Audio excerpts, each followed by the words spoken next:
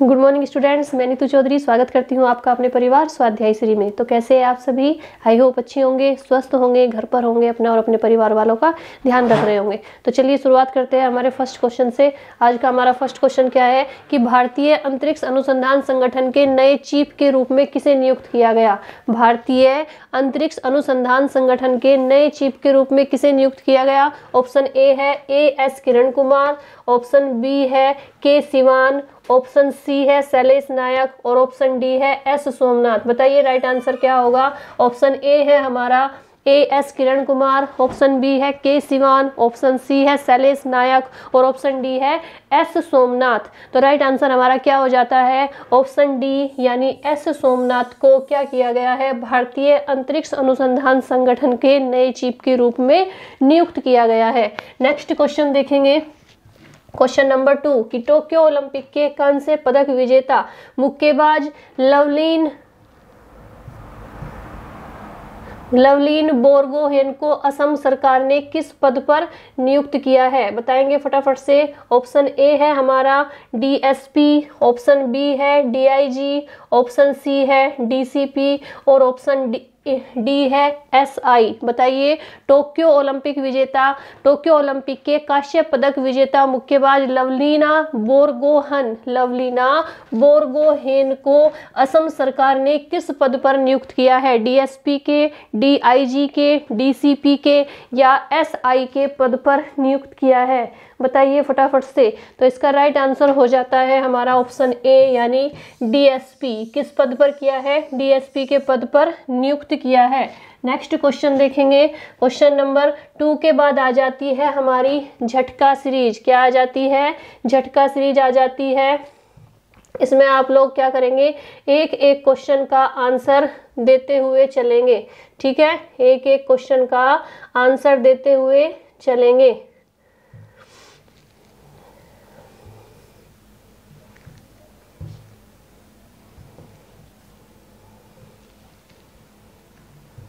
चलिए, तो first question क्या है हमारा कि प्राचीन काल में स्रोत सामग्री लिखने के लिए प्रयुक्त भाषा थी। प्राचीन काल में जो स्रोत सामग्री लिखी जाती थी उसे लिखने के लिए प्रयुक्त भाषा कौन सी थी? तो कौन सी भाषा थी? भाषा थी संस्कृत। कौन सी थी? संस्कृत भाषा थी। संस्कृत भाषा में क्या होते थे? स्रोत लिखे जाते थे। दूसरा क्वेश्चन क्या है हमारा कि पुरालेख विद्या का अभिप्राय किससे है? पुरालेख विद्या का अभिप्राय किससे है? फटाफट से बताएंगे। पुरालेख विद्या का अभिप्राय फटाफट से आंसर देंगे। आंसर क्या हो जाता है हमारा? पुरालेख विद्या का अभिप्राय है हमारे शिलालेखों के अध्ययन से। किससे है? शिलालेखों के अध्ययन। शिलालेखों संस्कृत यहाँ पर लिख देते हैं, संस्कृत शिलालेखों के अध्ययन से। नेक्स्ट क्वेश्चन क्या है? महापाषाण संस्कृति 500 ईस्वी पूर्व से 100 ईस्वी पूर्व हमें दक्षिण भारत के उस ऐतिहासिक युग से परिचित कराती है जब महापाषाण काल में उपयोग में लाए जाते थे। क्या लाए जाते थे उपयोग में? बताएंगे फटाफट से। उपयोग में क्या लाए जाते थे? तो राइट आंसर हमारा क्या हो जाएगा? बड़े पत्थरों से घेरी गई समाधियाँ। क्या लाए जाते थे? बड़े पत्थरों से घेरी गई समाधियाँ। बड़े पत्थरों से घेरी गई समाधियाँ। घेरी गई समाधियाँ। नेक्स्ट क्वेश्चन क्या है हमारा? मानव द्वारा प्रयुक्त पहली धातु थी। मानव ने जिस धातु को सबसे पहले प्रयोग में लाया था उस धातु का नाम क्या था? बताइए सबसे पहले क्या प्रयोग में लाया गया था? तो उसका नाम था कॉपर। क्या था? कॉपर धातु। कॉपर सबसे पहले प्रयुक्त की गई थी। नेक्स्ट क्वेश्चन है कालीबंगन किस प्रदेश में स्थित है? बताइए फटाफट से। कालीबंगन किस प्रदेश में स्थित है? आप सभी को पता है, ये क्वेश्चन कई बार एग्जाम में पूछा जा चुका है। तो ये हमारा राजस्थान में है। कहाँ पर है?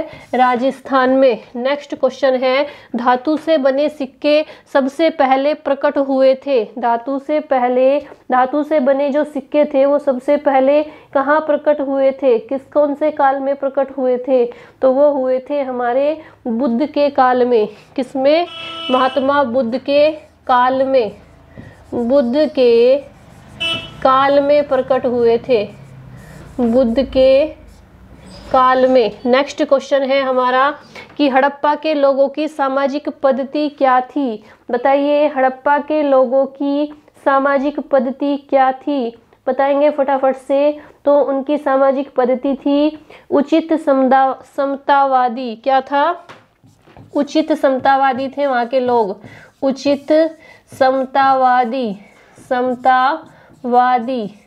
नेक्स्ट क्वेश्चन है, हड़प्पा सभ्यता के बारे में कौन सी उक्ति सही है? हड़प्पा सभ्यता के बारे में कौन सी उक्ति सही है? यानी उनकी संस्कृति, उन्होंने पशुपति का सम्मान करना आरंभ किया था।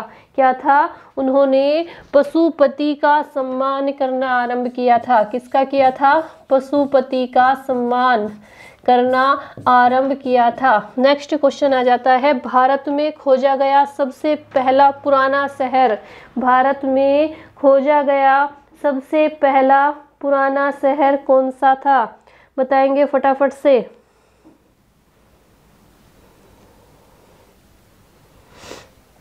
बताइए, भारत में खोजा गया सबसे पुराना शहर। आप लोग बताएंगे, इसका आंसर कमेंट बॉक्स में देंगे आप लोग। ठीक है, इसका आंसर आप लोग कहाँ पे देंगे? कमेंट बॉक्स में देंगे। चलिए नेक्स्ट क्वेश्चन देखते हैं। इनका स्क्रीनशॉट ले लिया होगा आप लोगों ने। नेक्स्ट क्वेश्चन है हमारा कि ईंटों की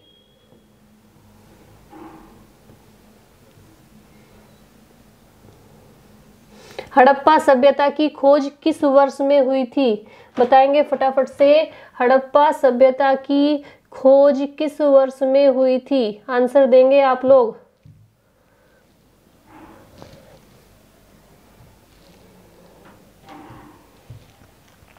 बताइए, हड़प्पा सभ्यता की खोज किस वर्ष में हुई थी? फटाफट से बताइए, कब हुई थी हड़प्पा सभ्यता की खोज? तो कब हुई थी? 1922 में बताया जाता है, कहीं 1921 में लिखा रहता है। कब हुई थी? 1921 या 22, इन दोनों में से अलग अलग बुक में अलग अलग दिया हुआ है। हड़प्पा स्थलों की खुदाई में निम्नलिखित में से क्या नहीं मिला? हड़प्पा सभ्यता की खुदाई में क्या नहीं मिला था? यहाँ पर ऑप्शन थे, ऑप्शन हमने हटा दिए हैं। तो हम डायरेक्ट ही इसका आंसर लिखेंगे कि हड़प्पा सभ्यता की खुदाई में क्या नहीं मिला था। तो क्या क्या मिला था आप ये देख लेंगे। तो मिला था नलिया और कुएं मिले थे, दुर्ग मिले थे, धान्यगार मिले थे, शिखर सहित मंदिर नहीं मिले थे। क्या नहीं मिले थे? शिखर वाले मंदिर नहीं मिले थे। शिखर सहित मंदिर नहीं मिले थे। सहित मंदिर। नेक्स्ट क्वेश्चन क्या है हमारा कि ईंटों की कृत्रिम गोदी या डायाई वाला एकमात्र सिंधु स्थल कौन सा था? ईंटों की डायाई या कृत्रिम गोदी वाला एकमात्र सिंधु स्थल कौन सा था? बताएंगे फटाफट से। तो कौन सा था? लोथल था। क्या था? लोथल। नेक्स्ट क्वेश्चन देखेंगे, बिना दुर्ग के एकमात्र सिंधु नगर कौन सा था? जहाँ पर कोई भी दुर्ग नहीं था, कोई भी किला नहीं था। बताइए, बिना दुर्ग के एकमात्र सिंधु नगर कौन सा था? तो वो था चनहुदड़ो। कौन सा था? चनहुदड़ो। नेक्स्ट क्वेश्चन है, सिंधु सभ्यता के टेराकोटा की मूर्तियों में कौन सा पालतू जानवर विद्यमान नहीं था? कौन सा पालतू जानवर विद्यमान नहीं था सिंधु सभ्यता के टेराकोटा की मूर्तियों में? तो कौन सा नहीं था? गाय नहीं था। कौन थी? गाय विद्यमान नहीं थी। इसका आंसर क्या हो जाता है? गाय। नेक्स्ट क्वेश्चन है, सिंधु घाटी सभ्यता की मुख्य सिंधु घाटी सभ्यता की मुख्य विशेषता क्या थी? बताइए, सिंधु घाटी सभ्यता की मुख्य विशेषता क्या थी? तो क्या थी? व्यवस्थित शहरी जीवन था। क्या थी मुख्य विशेषता? व्यवस्थित शहरी जीवन। यानी जैसे अब शहरों में जो गलियां है, जो रास्ते हैं, जिस तरह से दरवाजे सड़कों की तरफ खुले हुए हैं, सौंदर्य प्रसाधन भी थे, सारी चीजें उस समय वही थी जो आज है। तो कैसा था? व्यवस्थित शहरी जीवन था। क्या था? व्यवस्थित शहरी जीवन था। नेक्स्ट क्वेश्चन क्या है? लोथल नामक स्थान पर सभ्यताओं में से किसका जहाजी महाघाट था? क्या था? किसका जहाजी महाघाट था? बताएंगे फटाफट से। लोथल नामक स्थान पर इसमें सभ्यताओं में किसका जहाजी क्या था? मालघाट था। बताएंगे फटाफट से, किसका था? सिंधु घाटी का। राइट आंसर क्या हो जाएगा हमारा? सिंधु घाटी का। सिंधु घाटी का। नेक्स्ट है, देवी माता की पूजा संबंधित थी। देवी माता की पूजा किससे संबंधित थी? तो सिंधु घाटी सभ्यता के साथ सिंधु घाटी की सभ्यता से संबंधित थी। क्या थी? सिंधु घाटी की सभ्यता से संबंधित। सिंधु घाटी की सभ्यता से संबंधित। घाटी की सभ्यता से संबंधित। सिंधु सभ्यता में क्या क्या मिला था जगह जगह पर?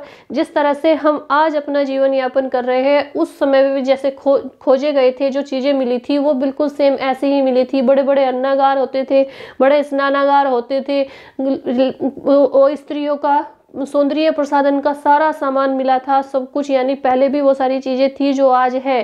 ठीक है, दरवाजे इसी तरह से गलियों में खुलते थे जैसे आज खुलते हैं। ठीक है, ऐसे ही उस जमीन पे फर्श हो रखा था, पक्की ईंटों के बने हुए मकान मिले थे। तो सब कुछ ऐसा ही मिला था जैसा आज है। यानी आज की जो नगरीय जीवन है, जो व्यवस्थित नगरीय जीवन है, उस तरह का जीवन जीते थे सिंधु सभ्यता में जो लोग थे। नेक्स्ट क्वेश्चन है, सिंधु घाटी सभ्यता के लोग प्राय अपने मकान बनाते थे। यानी किससे बनाते थे?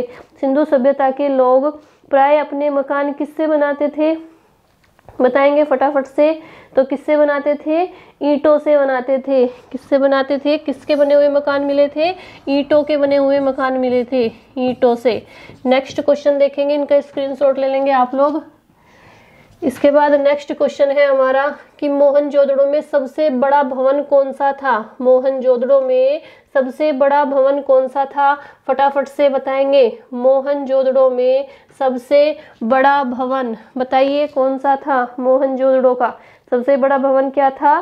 धान्यागार था या क्या था? उसे अन्नागार भी बोलते थे। क्या था? अन्नागार, जहाँ पर क्या होता था? अन्न इकट्ठा करके रखते थे। ठीक है, नेक्स्ट क्वेश्चन है, सिंधु सभ्यता की प्रमुख विशेषता थी। सिंधु घाटी सभ्यता की प्रमुख विशेषता क्या थी? नगर सभ्यता। ये क्वेश्चन अभी भी आ गया है, पीछे भी आ गया था। यानी क्या थी? नगरीय सभ्यता थी। नगरीय सभ्यता यानी शहरों की तरह वहां पर लोग रहते थे। नेक्स्ट है, सिंधु घाटी सभ्यता का पत्तन नगर या बंदरगाह कौन सा था? सिंधु घाटी सभ्यता का बंदरगाह कौन सा था? बताएंगे फटाफट से। तो कौन सा था? लोथल। कौन सा था? लोथल था बंदरगाह, लोथल। नेक्स्ट है कि किस द्रव्य का उपयोग हड़प्पा काल की मुद्राओं के निर्माण में मुख्य रूप से किया जाता था? सॉरी। किस द्रव्य का उपयोग हड़प्पा काल की मुद्राओं के निर्माण में मुख्य रूप से किया जाता था? बताएंगे फटाफट से कि किस द्रव्य का उपयोग किया जाता था? तो किसका किया जाता था? टेराकोटा का। किसका किया जाता था? टेराकोटा। टेराकोटा। नेक्स्ट क्वेश्चन है कि कौन हड़प्पा संस्कृति के अध्ययन के साथ संबंध नहीं है? हड़प्पा संस्कृति के अध्ययन के साथ संबंध नहीं है। कौन नहीं है?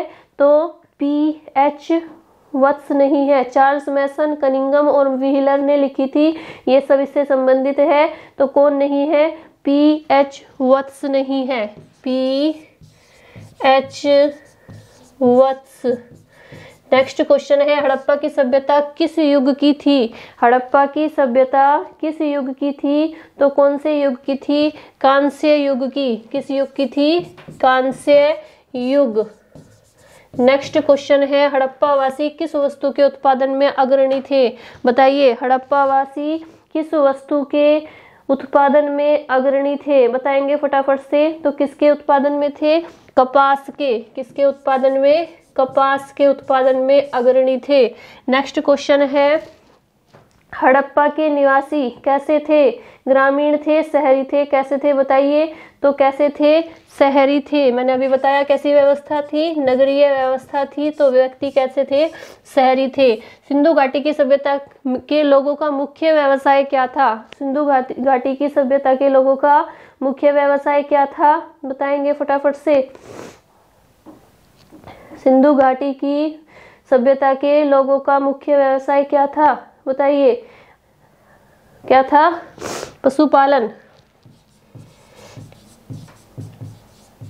नेक्स्ट क्वेश्चन है, हड़प्पा किस नदी के किनारे पर स्थित है? हड़प्पा किस नदी के किनारे पर स्थित है? तो आप सभी को पता है किसके किनारे पर स्थित है?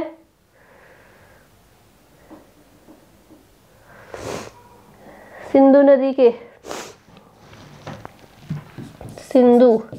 नेक्स्ट क्वेश्चन बताएंगे कि सिंधी में मोहनजोदड़ो का क्या अर्थ है? सिंधी में मोहनजोदड़ो का क्या अर्थ है? मोहनजोदड़ो का अर्थ है मृतकों का टीला। क्या है? मृतकों का टीला। चलिए स्क्रीनशॉट लीजिए फटाफट से। नेक्स्ट क्वेश्चन देखेंगे, किस जिले में मोहनजोदड़ो स्थित है? बताएंगे फटाफट से। मोहनजोदड़ो किस जिले में स्थित है? बताइए, मोहनजोदड़ो किस जिले में स्थित है? बताएंगे फटाफट से। मोहनजोदड़ो कहाँ पर स्थित है? तो मोहनजोदड़ो कौन से जिले में है? लरकाना जिले में है। कौन से जिले में है? लरकाना जिले में। लरकाना। लरकाना। नेक्स्ट क्वेश्चन है, किस स्थान पर हड़प्पा समय के रथ की एक प्रतिमा प्राप्त हुई थी? किस स्थान पर हड़प्पा समय के रथ की एक प्रतिमा प्राप्त हुई थी? बताइए फटाफट से। तो कहाँ पर हुई थी? ये हुई थी दैमाबाद में। कहाँ हुई थी? दैमाबाद। दैमाबाद। नेक्स्ट क्वेश्चन है कि वह दस्तकारी कौन सी है जो आर्यों द्वारा व्यवहार में नहीं लाई गई थी? ऐसी दस्तकारी कौन सी थी जो आर्यों द्वारा व्यवहार में नहीं लाई गई थी? तो वो क्या थी? वो थी लुहारगिरी। क्या थी? लुहारगिरी। लुहारगिरी। नेक्स्ट क्वेश्चन है कि किस वेद में प्राचीन वैदिक युग की सभ्यता के बारे में सूचना दी गई है? किस वेद में प्राचीन वैदिक सभ्यता के युग के बारे में सूचना दी गई है? तो किसमें दी गई है? ऋग्वेद में दी गई है। किसमें दी गई है? ऋग्वेद में। चलिए नेक्स्ट क्वेश्चन देखते हैं। ये हो जाते हैं हमारे सिंधु सभ्यता से संबंधित क्वेश्चन। इसके बाद क्वेश्चन नंबर 3 है कि विश्व बैंक ने चालू वित्त वर्ष के लिए भारत के वृद्धि दर का अनुमान कितने प्रतिशत लगाया है? बताएंगे फटाफट से। 8.3%, 8.4%,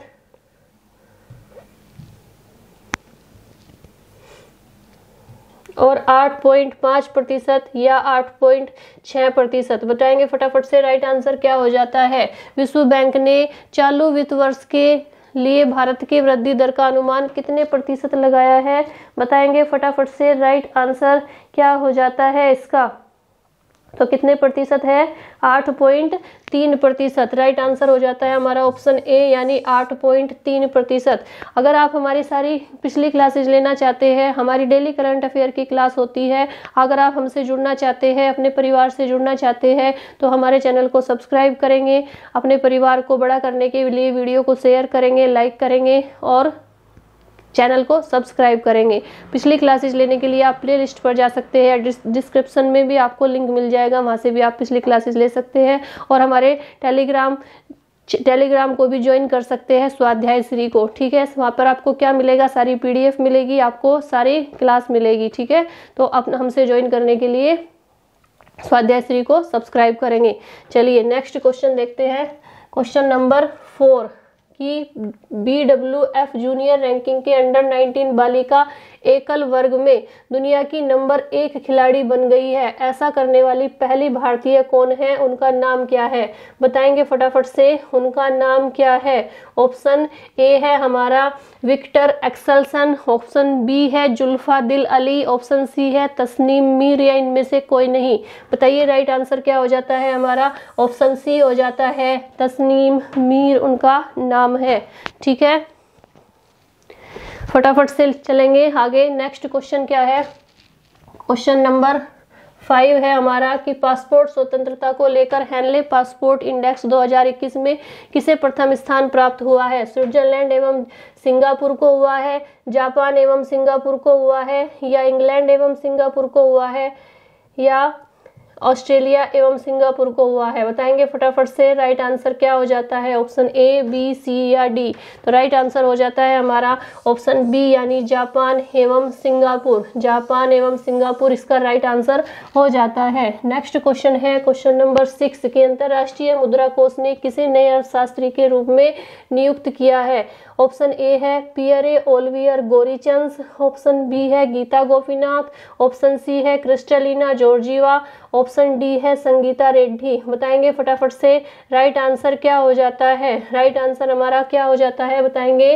तो राइट आंसर हो जाता है हमारा ऑप्शन ए, यानी पियरे ओलिवियर गोरिचंस। क्या हो जाता है? पियरे ओलिवियर गोरिचंस इसका राइट आंसर हो जाता है। नेक्स्ट क्वेश्चन देखेंगे, इसके बाद आ जाती है हमारी झटका रामबाण प्रश्नों की सीरीज, जिसमें हम क्या लेके आए हैं, जो कल बुक लेके आए थे उसमें से कुछ बुक रह गई थी आपकी।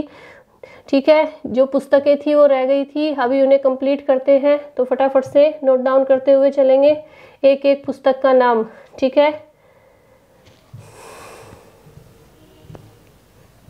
चलिए तो सबसे पहले कौन सी आ जाती है? झांसी की रानी आ जाती है। झांसी की रानी किसने लिखी थी बताएंगे फटाफट से।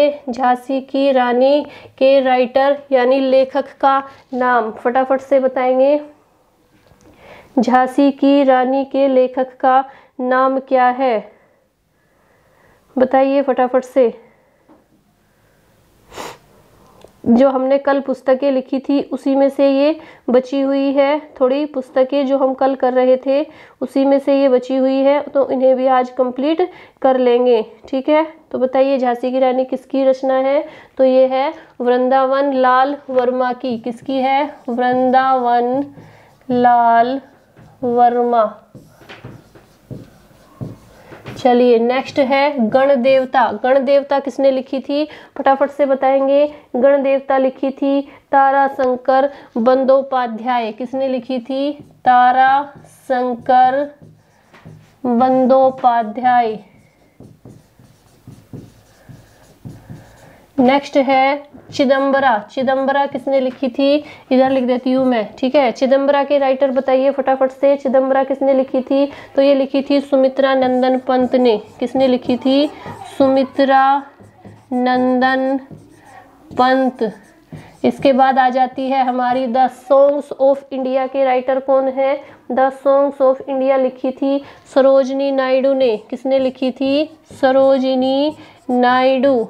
सरोजिनी नायडू ने लिखी थी कौन सी पुस्तक? The songs of India. इसके बाद आ जाती है हमारी नेक्स्ट पुस्तक कौन सी है? देवदास। देवदास किसने लिखी थी बताएंगे फटाफट से। देवदास किसने लिखी थी? तो देवदास लिखी थी हमारी शरत चंद्र चटर्जी ने। किसने लिखी थी? शरत चंद्र चटर्जी। इसके बाद आ जाती है a virus for freedom. A virus for freedom किसने लिखी थी? नयनतारा। किसने लिखी थी? नयनतारा सहगल ने। नयनतारा सहगल ने लिखी थी। इसके बाद आ जाती है हैमलेट। हैमलेट किसने लिखी थी? हैमलेट लिखी थी विलियम शेक्सपियर ने। किसने लिखी थी? William Shakespeare. विलियम शेक्सपियर ने लिखी थी। नेक्स्ट आ जाती है हमारी एज ऑटोबायोग्राफी। एज ऑटोबायोग्राफी किसने लिखी थी? जवाहरलाल नेहरू ने। जवाहरलाल नेहरू ने लिखी थी। इसके बाद आ जाती है ये एज ऑटोबायोग्राफी, ठीक है, यहाँ पे हो गई। कपाल कुंडला किसने लिखी थी बताइए? बंकिम चंद्र चटर्जी ने। किसने लिखी थी? बंकिम चंद्र चटर्जी ने लिखी थी, बंकिम चंद्र चटर्जी। इसके बाद आ जाती है कागज ते कनवास किसने लिखी थी? अमृता प्रीतम ने। किसने लिखी थी? अमृता प्रीतम की रचना है कागज ते कनवास। इसके बाद आ जाती है पोस्ट ऑफिस किसने लिखी थी? पोस्ट ऑफिस लिखी थी हमारी रविंद्रनाथ टैगोर की रचना है। किसकी है? रविंद्रनाथ टैगोर। चलिए फटाफट से स्क्रीनशॉट लीजिए इनका, फिर नेक्स्ट चलते हैं। नेक्स्ट आ जाती है इसके बाद भूले बिसरे चित्र, फटाफट से बताएंगे। भूले बिसरे चित्र किसने लिखी थी? चलिए यहाँ पे पहले नहीं देख लेते हैं। भूले बिसरे चित्र बताएंगे किसने लिखी थी? फटाफट से राइट आंसर बताएंगे। भूले बिसरे चित्र किसने लिखी थी? फटाफट से बताइए। तो किसकी रचना है? भगवती चरण। किसकी है? भगवती चरण वर्मा। भगवती चरण वर्मा। इसके बाद आ जाती है इंडिया विंस फ्रीडम। आप सभी को पता है इंडिया विंग्स फ्रीडम किसकी है? अबुल कलाम की है। अबुल कलाम आज़ाद। अबुल कलाम आज़ाद। फटाफट से नोट करेंगे। नेक्स्ट क्वेश्चन पे चलते हैं। क्वेश्चन नंबर 7 है हमारा। भारतीय स्पिनर वाशिंगटन सुंदर के कोरोना पॉजिटिव होने के चलते उनकी जगह किस दक्षिणी अफ्रीका के खिलाफ खेली जाने वाली वनडे टीम में शामिल किया गया है? बताएंगे फटाफट से। राइट आंसर क्या हो जाता है इसका? ऑप्शन ए है हमारा सुरेश चंद्र, ऑप्शन बी है महेश भूपति, ऑप्शन सी है जयंत यादव या ऑप्शन डी है चंद्र प्रकाश पाल। तो राइट आंसर हमारा क्या हो जाता है? ऑप्शन सी यानी जयंत यादव को क्या किया गया है? शामिल किया गया है। नेक्स्ट क्वेश्चन कौन सा हो जाता है? किसकी जगह किया गया है इन्हें? सुंदर के भारतीय स्पिनर वाशिंगटन सुंदर के कोरोना पॉजिटिव होने के चलते उनकी जगह किस दक्षिण अफ्रीका के खिलाफ खेली जाने वाली वनडे टीम में शामिल किया गया है? जयंत यादव को शामिल किया गया है। नेक्स्ट क्वेश्चन देखेंगे। Question number 8। महाराष्ट्र के राज्यपाल भगत सिंह कोश्यारी ने बजरंगी भाईजान फेम हर्षाली मल्होत्रा को किस अवार्ड से सम्मानित किया है? बताइए फटाफट से। कौन से अवार्ड से सम्मानित किया है? ऑप्शन ए हो जाता है हमारा भारत रत्न डॉक्टर भीमराव अंबेडकर पुरस्कार 2022, ऑप्शन बी है तानसेन पुरस्कार, ऑप्शन सी है फिल्म फेयर अवार्ड और ऑप्शन डी है फेम इंडिया पुरस्कार। बताइए राइट आंसर क्या हो जाता है? महाराष्ट्र के राज्यपाल भगत सिंह कोश्यारी ने बजरंगी भाईजान फेम हर्षाली मल्होत्रा को किस अवार्ड से सम्मानित किया है? तो उस अवार्ड का नाम है भारत रत्न डॉक्टर भीमराव अंबेडकर पुरस्कार 2022 से सम्मानित किया है। नेक्स्ट क्वेश्चन देखेंगे। क्वेश्चन नंबर 9 है। कजाकिस्तान के राष्ट्रपति ने किसे देश का प्रधानमंत्री नियुक्त किया है? बताएंगे फटाफट से। ऑप्शन ए है रहीम साजुद्दौला, ऑप्शन बी है हमारा अली खान इस्माइलोव, ऑप्शन सी है अब्दुल रहीम और ऑप्शन डी है फिरोज रहमान। बताएंगे फटाफट से। क्वेश्चन नंबर 9 का आंसर क्या हो जाता है? बताइए फटाफट से। क्वेश्चन नंबर 9 का राइट आंसर क्या हो जाता है? बताइए। किसे किया है? अली खान। किसे किया है? अली खान इस्माइलोव, यानी ऑप्शन बी हमारा राइट आंसर हो जाता है। क्या हो जाता है? अली खान इस्माइलोव।